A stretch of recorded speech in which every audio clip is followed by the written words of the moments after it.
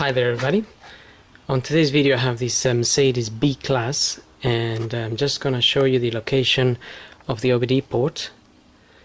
And if we go into the driver's side here and we get down here just by the footwell, we have this little cover here, and that's where the OBD port is. So I hope this video helps, and thanks for watching.